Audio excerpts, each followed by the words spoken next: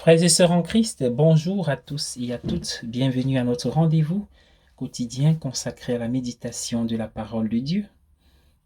Nous sommes aujourd'hui le 1er février, premier jour du deuxième mois de cette année 2022. Nous sommes en Marc chapitre 5, versets 21 à 43. Nous sommes heureux de nous retrouver pour la halte spirituelle pour la journée. L'Ancien Testament a mis des milliers d'années à se déployer, mais les événements relatés dans les évangiles se sont déroulés en quelques années seulement.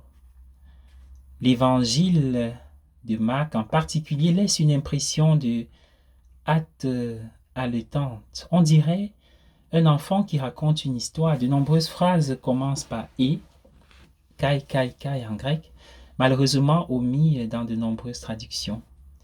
Il utilise souvent les expressions comme tout de suite, immédiatement. Il utilise le présent historique.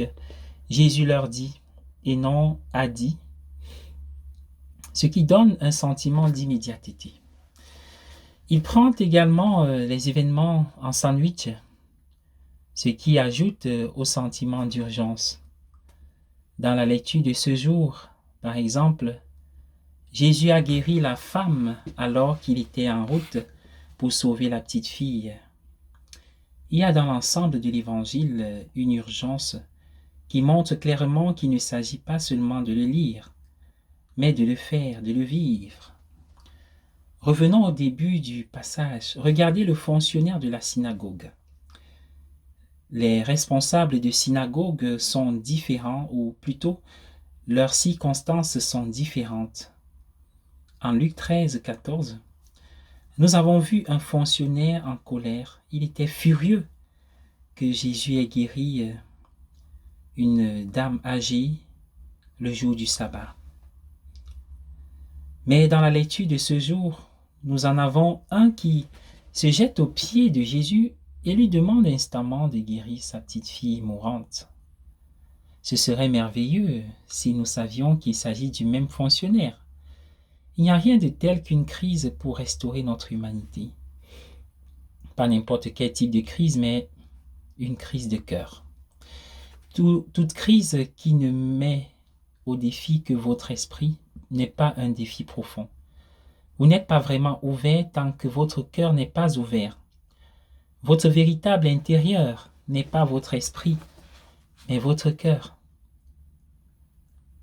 La culture, les voyages et la formation peuvent ouvrir votre esprit, mais ce n'est pas grand-chose. C'est déjà quelque chose, mais pas grand-chose. Vous n'êtes pas ouvert tant que votre cœur n'est pas exposé. Dès que le fonctionnaire a eu un enfant malade, il a cessé d'être un fonctionnaire et est devenu un père. Les paraboles que Jésus a adressées à la petite fille, les paroles que Jésus adresse à la fille dans l'histoire qui est citée en langue araméenne, Talitha Koumi, Talitha Koumi. Petite fille, lève-toi.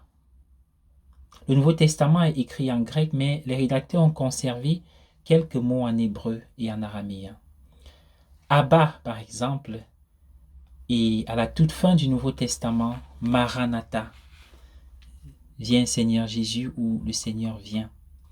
Et Talitha Koumi, une expression de grande douceur et de tendresse, elle devait être aussi distinctive que sa prière. Ils s'en sont souvenus pour toujours dans sa propre langue. Alors, à toi, Talitha Koumi.